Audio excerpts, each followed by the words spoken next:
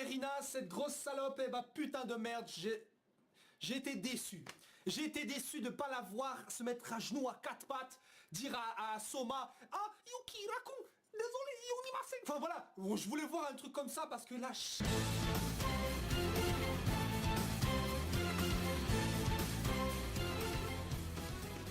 Excusez-moi, je suis vulgaire. Mais cette canidée, non mais cette chose ne s'est même pas excusée. Enfin, je crois qu'elle a fait genre... Soma-kun, je voulais te dire que... Non, ta gueule, tu t'excuses. Tu dis pardon, parce que la meuf, elle voit un culte au père de Soma, et à son fils, c'est genre... Limite, c'est ça, quoi, quand elle le voyait. Et bah, putain de merde, je voulais voir ça, malheureusement, c'est pas ça qu'on a vu. On a juste une Erina qui est un peu traumatisée, troublée parce qu'elle a découvert. Bon, pour l'instant, ça va. Mais putain, à un moment donné, j'ai vraiment envie que la meuf goûte un autre plat de Yukira et qu'elle dise... c'est bon. Voilà, il y a intérêt que ce soit ça qui se passe. Bref, donc, pour la suite à la découverte, évidemment, de l'identité du père de Soma, et bien évidemment, tout le monde est un peu choqué. Enfin, le père Azami, donc de Erina, lui-même est choqué puisqu'il ne le savait pas. Et quand on a découvert que le mec vouait quand même un culte au père de Soma, donc Joichiro, et bah moi aussi j'étais surpris quand j'avais lu ça. Bon, c'est du chapitre précédent, mais personnellement moi je m'attendais à ce qu'il le déteste, un truc comme ça. Mais le fait que les deux, le père et la fille, vouent un culte au même type.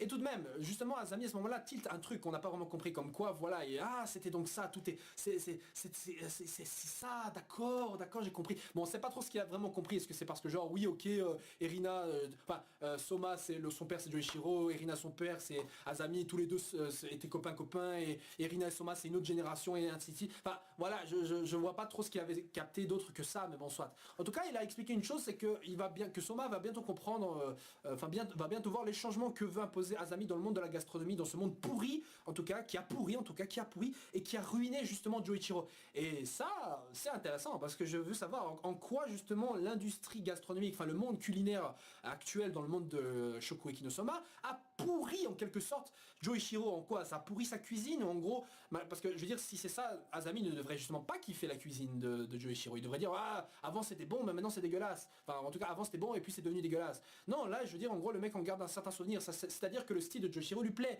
Et le style de Joichiro, c'est un style qui en fait combine le style de toute la... Enfin, qu'il y a autour du monde. En soi, la cuisine du père de Soma, c'est vraiment un style de cuisine qu'il a justement, qu'il utilise en ayant mixé toutes les techniques qu'il a appris autour du monde, de la même manière que Yukira fait plus ou moins ça dans sa cuisine. Hein. En ayant appris par exemple toutes les techniques dans le restaurant avec Shinomiya Senpai, et bah il a réussi à créer une technique qui utilise des techniques françaises, enfin un style qui utilise des techniques françaises quand il a fait son plat de caille, vous savez, j'ai oublié le nom, qui avait l'air succulent en plus avec le risotto dans une caille avec la sauce. Putain, ça me donne ça, excuse-moi. Donc pour en venir à ce que je disais, du coup, on ne sait pas trop ce à quoi Azami fait référence, mais en tout cas je pense qu'on va voir les choses par la suite. En tout cas, sur les déroulements de l'administration de Totsuki, on voit surtout la destitution, enfin plutôt la déchéance de certains membres du Juketsu, déjà en commençant par Ishiki Senpai, qui lui n'est plus numéro 7, il n'est plus rien, il n'est plus membre du Juketsu. Enfin, il a eu un petit moment quand même, et il est resté quand même membre du Juketsu pendant un petit moment, ce qui lui a permis d'instaurer certaines règles concernant les Shokugeki avec l'administration Azami et les autres membres de l'école Totsuki. Et ben en gros, c'est quoi ces règles? C'est en tout cas permettre à un Shokugeki de se tenir correctement et pas à la manière d'un Eizan, quoi. C'est-à-dire en gros que maintenant le jury est choisi indépendamment parmi les personnalités du monde culinaire. Du coup, il y aura plus de triche vraisemblablement, quoi. Voilà, il y aura plus de triche. Voilà, c'est clair et net, il y aura plus de triche comme ça. Donc les coups à la Eizan, tout, on n'aura plus du tout ça. Ce qui est déjà une bonne chose. Et en dehors de Ishiki, il n'y a plus que lui qui n'est plus, il n'y a pas que lui qui n'est plus membre du Juketsu. Il y a également le numéro 3 qui lui avait ce petit chapeau, enfin ce petit bonnet là qu'on avait vu. Il a vraiment jamais dit grand chose personnellement, et moi il me donnait une sensation d'un mec hautain qui est là genre vas-y casse ton moucheron, un truc comme ça. Mais en fait non, le mec visiblement était du côté du grand-père de Erina, c'est-à-dire Senzaimon. Du coup j'étais là, oh, bon ok d'accord. Et il n'y a pas que lui, puisqu'il y a également, enfin en dehors de Ishiki, le numéro 3, je crois qu'il y a également le numéro 8, Kuga Senpai, Kuga pardon, qui n'est plus là, qui fait plus partie du Juketsu, je pense, mais lui est porté disparu depuis quand même un long moment. Concernant Erina, ça je suis pas sûr, hein. Je crois qu'elle fait encore partie du Juketsu clairement, mais Azami a clairement dit qu'elle allait revenir de son côté à un moment ou à un autre, et je pense aussi que c'est le cas. Je pense que Erina, ayant goûté au bien, est justement prête pour regoûter au mal, au dark side, pour justement revenir au bon côté de la force une dernière fois définitivement par la suite. Et ça c'est un truc qui arrivera certainement vers la fin du manga, comme je l'avais déjà dit. Bref, du coup maintenant administrativement, vu qu'il y a certaines places du Juketsu qui sont libres, ça veut dire que il y a des places vacantes et que donc d'autres personnes pourraient les remplacer. Est-ce que des personnes vont les remplacer actuellement? Je suis pas sûr. Je pense que l'auteur veut nous faire oublier cette classification de 1 à 10, enfin si on l'a en tête pour estimer leur puissance, mais qu'actuellement le Juketsu n'agit plus tellement dans ce sens-là. C'est-à-dire que même par exemple Eizan, eh bien il y avait Ringo qui avait dit que Eizan, s'il le voulait, il pourrait poser des problèmes à d'autres membres du Juketsu qui sont au-dessus de lui. Parce que Eizan il est numéro 9, mais il pourrait par exemple emmerder le numéro 5 ou le numéro 6, j'en sais rien, voilà. Bref, et donc parmi ceux qui restent de Juketsu, donc qui sont du côté de Azami, eh ben il nous reste quoi? Il nous reste donc le numéro 1, il nous reste le numéro 2, donc Grindo, la numéro 4, la petite fille, et la numéro 5 et la numéro 6. Voilà, donc le 5 c'est celui avec la crête et avec le sabre là. D'ailleurs je me suis dit putain, ce mec il fait le malin, mais ça c'est vraiment un personnage shonen, genre le mec il avance en fermant les yeux, genre normal, comme ça, avec ce truc là sur l'épaule, genre il veut faire le samouraï, alors que putain c'est certainement un gros couteau de boucher. Hein. Bon, vous savez, dans beaucoup de cuisines vous avez des cuistots qui utilisent des grandes machettes comme ça pour couper la viande, et ce qui est donc pas invraisemblable, mais de là à te promener avec, genre c'est une épée que tu utilises pour combattre, franchement je trouvais ça un peu ridicule, mais en même temps on est dans un shonen, donc il faut évidemment des personnages qui un peu pètent la classe, j'ai envie de dire, même bon voilà ça. Et donc reste aussi la numéro 6, c'est-à-dire la meuf avec les lunettes.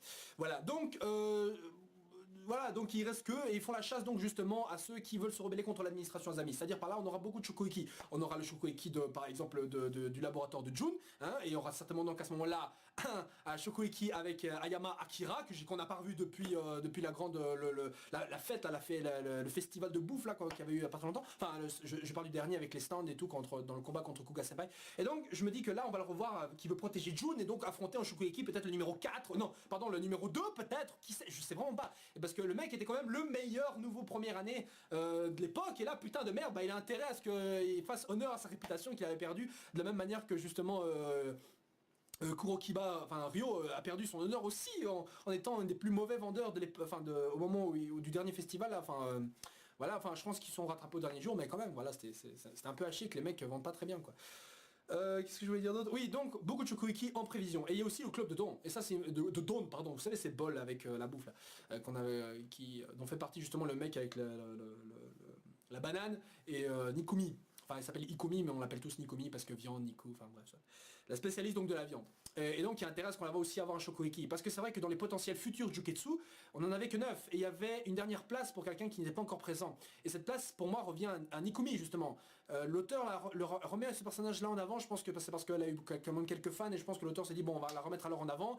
Hein, même s'il n'a pas participé, enfin en tout cas, elle a terminé avec les honneurs dans le tournoi sans vraiment être qualifié pour les derniers finalistes du tournoi d'automne, il n'empêche qu'elle était bien classifiée. Bon, c'est vrai qu'il y en avait d'autres, hein. Il y a par exemple la meuf, là j'ai oublié son nom, celle qui était avec la chinoise, celle qui cuisinait comme une chinoise, qui avait donné des conseils justement à Soma avant son petit duel de bouffe contre, enfin son duel, en tout cas le concours de bouffe des restos avec Kuga, et qui y avait d'autres. Bon, il y avait aussi les nanas du dortoir, mais bon voilà, c'est pas comme si ces personnages là pour moi allaient être super importants en soi, ils sont présents, voilà, mais voilà, c'est pour faire les personnages secondaires typiques quoi, merde, voilà, c'est comme les membres de Fairy Tail, vous avez les membres secondaires qu'on voit pas tellement, mais ils sont là, on sait qu'ils sont là quoi, voilà. Bon. Du coup, à la fin donc, du dernier chapitre que j'ai lu, en tout cas, on avait donc la numéro 4 qui se préparait à faire un Shokueki. Et évidemment, pour voir ça, les membres du dortoir, même les non officiels, comme par exemple le frère Aldini, un des frères Aldini, est parti justement, Takumi, c'est Takumi, hein. Putain, à chaque fois je confonds, mais Izami et Takumi, je crois que c'est Takumi, putain je sais plus, le blond c'est Takumi, merde, et Izami c'est celui qui devient gros, enfin obèse, ou ouais, gros ou mince selon la saison, enfin, ça, déjà ce principe. Et donc ils vont aller espionner un peu les Shokueki par-ci par-là via les différentes zones donc de l'école, voilà, donc beaucoup de Shokueki en prévision, et ça ce que j'attendais, c'est vrai que en soi... Soma a un peu ouvert le bal des Shokueki en affrontant et en battant justement Eizan. Et donc là c'est le moment justement pour les premières années de revenir en avant de la même manière que par exemple, j'aimerais bien qu'une Megumi par exemple ait un Shokueki, je sais pas moi, avec la numéro 6, tiens. Voilà, parce que la meuf elle est un peu, la numéro 6 elle a les lunettes, là, elle est un peu froide, voilà et tout. Parfait contre Megumi qui est là. Voilà, donc du coup c'est le parfait match-up que j'aimerais voir. Ça lui permettrait d'avoir un peu plus de poids en même temps dans le sens où la meuf elle a l'air frêle, innocente et tout, mais elle arrive quand même à tenir tête à un membre donc des Juketsu. Et pourrait même perdre, ce qui serait intéressant. Et un autre élément qui aussi m'intéresse, c'est surtout ceux qui vont remplacer les membres, les places vacantes du Juketsu, s'il y a un remplacement. Parce qu'en soi, les membres du Juketsu utilisent également des étudiants qui ne font pas partie donc du conseil des 10, mais des étudiants de l'école Totsuki. Ce qui serait vraiment drôle, c'est voir des personnages genre Kurokiba, par exemple, ou même Ayama Akira, mais ça c'est presque pas possible, devenir méchant. Mais j'en doute personnellement, mais on n'en sait rien. Donc voir donc des anciens gentils soi-disant devenir méchants et passer du camp de Azami. Mais d'un côté je me dis que jusqu'ici on a plus ou moins vu que les membres Enfin, les membres des premières années qu'on a vus sont plus ou moins tous sympas, hein, donc à voir, à voir, à voir. Bref les gens, on se retrouve donc pour les prochaines vidéos sur Shokugeki no Soma. Je sais pas ce que vous en avez pensé donc des chapitres, qu'est-ce que vous attendez de voir, qu'est-ce que vous voulez voir, qui vous détestez, qu'est-ce que vous détestez pas, quel Shokugeki voulez-vous voir, surtout contre qui, quel est votre personnage favori du Juketsu, qu'est-ce que vous pensez d'ailleurs de ce mec avec le sabre, est-ce que vous trouvez ça con, vous trouvez ça marrant, vous trouvez ça stylé. Bref sur ça les gens, ciao ciao et à la semaine prochaine ou pas, on verra sur cette ciao.